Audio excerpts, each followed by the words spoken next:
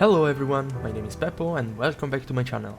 I managed to play Longsword in MHWilds at Gamescom this year, and also got to record some footage of my first gameplay.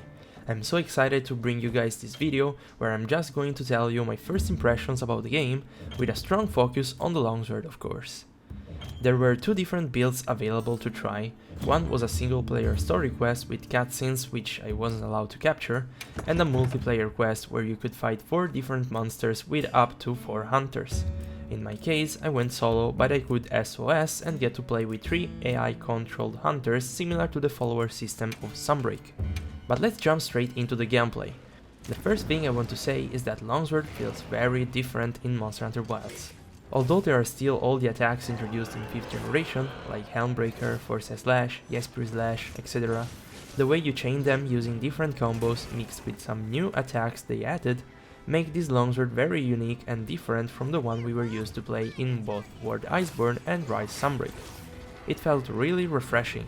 Seriously, GG to the dev team for such a great fit. Something I need to highlight before continuing with the video is that this was my second hunt I recorded before getting to know the majority of the info Capcom and other creators shared about the Longsword, so I genuinely didn't know anything about the new attacks added and how you perform them. My intention was to test every single interaction, but soon I realized that was a pipe dream, as time was really short and there were too many changes. However, with the info Capcom shared on socials and by discussing them with other creators and Longsword mains, I managed to get an almost complete understanding of the Wild's Longsword. In this video I want to specifically talk about my first impressions of the weapon, while later I will make a longer video where I will explain in depth all the new moves and how the old moves can be chained together with the newly added ones. There's a lot to unpack and cover, that's why I'm planning to make 2 different videos. In this hunt I was supposed to hunt the Alpha de Shaguma, which I fought at the beginning after I managed to isolate him from the pack by using the large dunk pod. When I said Longsword felt different, I truly meant it. Even the most basic combo got changed. Now if you do triangle and then circle, instead of doing the thrust, you do the rising slash. And already this small change made me really confused. Another thing I noticed is that some basic attacks now fill up the spirit bar way more than they used to in the previous games, so it felt easier to fill up the bar. The most difficult attack I had to get used to was definitely the spirit combo. We now have completely different animations for the Spirit Blade first and second, and it took me a very long time to understand how to properly use them.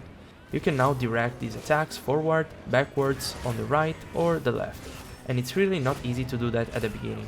I found myself disoriented too many times while using them, and this was pretty much the most difficult thing I had to get used to. I happened to play 4 minutes the day before recording this hunt, hunting down Chatacabra on the show floor at the Monster Hunter booth. Unfortunately, this monster was pretty weak and it died too fast, even though I was just trying to test the new Longsword attacks, so at the end I didn't manage to understand much about Wild's Longsword. This hunt was my first serious attempt where I actually got used to most of the new attacks and the changes they made to the existing ones. One thing I learned, and I think it's one of the most important changes that Wilds brought for every weapon, is how to take advantage of the focus mode. Let's take for example the Spirit combo attack.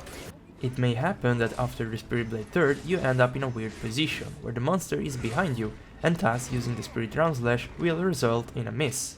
But if you use the focus mode and aim towards the monster, the hunter will immediately face the direction and perform the attack in that way. This is probably what Capcom meant when they said that focus mode will help new players get used to the Monster Hunter gameplay, and I can add that even old hunters will take huge advantage of the focus mode. There are 2 negative aspects that I noticed while playing this build of the game, and I consider them worth mentioning. The first one is that it was kind of hard to orient your attacks without using the focus mode. Many times I realized I should have aimed with the focus mode to perform some attacks, even though I would have never done it in the same situations in older games. It felt like the game forced you a little to play with this new mechanic. The second thing I found a bit off was the depth during the fights. It was hard to understand the distance between the hunter and the monster. Sometimes I completely missed my attacks because I simply didn't realize how far or close I was to the monster. If you mix these 2 things I just mentioned together, you probably understand it wasn't easy to play that accurately as I used to in the other games. However, it's crucial to highlight that this build was most likely taken from the game at an alpha stage, if not even pre-alpha, and it looks like the devs didn't manage to polish it as much as they wanted to. I'm 100% confident that these issues I found specifically in this build at Gamescom will be fixed or at least mitigated in the final version of the game. Also consider that we still don't have a release date, by the way. After fighting the Shaguma for a bit, I opened the map and discovered there was a new monster with a question mark, and of course I had to check it out. It turned out to be Ray Dao, the apex of this locale. I'm still not sure if he only spawns during the thunderstorm or if it was just a coincidence. Anyway, I was so thrilled to fight him for the first time. I mounted him right away, and after creating the wound on his back, Jono, who was sitting next to me, told me that I could do the finisher right away, which led to this new badass animation. It felt so good to dunk this monster with such a cool move. I really like this new monster and its attacks. The fight felt hard as it was my first time fighting him, and the armor and weapon I was using were low level. However, the monster's moves were not that hard to read, so it wasn't difficult to understand what he was about to do.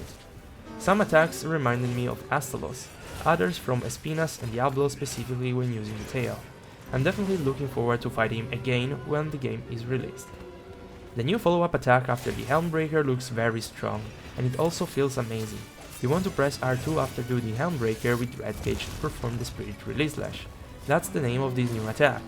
Another thing you probably already noticed is that every time I do an attack you can see its name on the top right corner, which is something I appreciated a lot since I didn't know how the new attacks were called. The Focus Strike for the Longsword will have a central role in its moveset just because you can level up the Spirit Blade multiple times by just landing it. It's most likely the fastest way to level up the Spirit Gauge in Monster Hunter Wilds. If you miss the wound, nothing happens after the Unbound Thrust.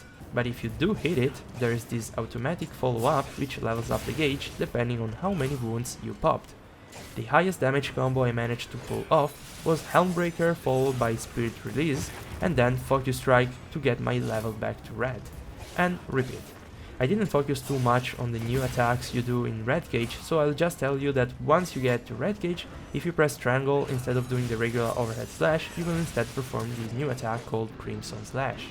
In this build we only had one weapon per category, so I could only use this raw longsword.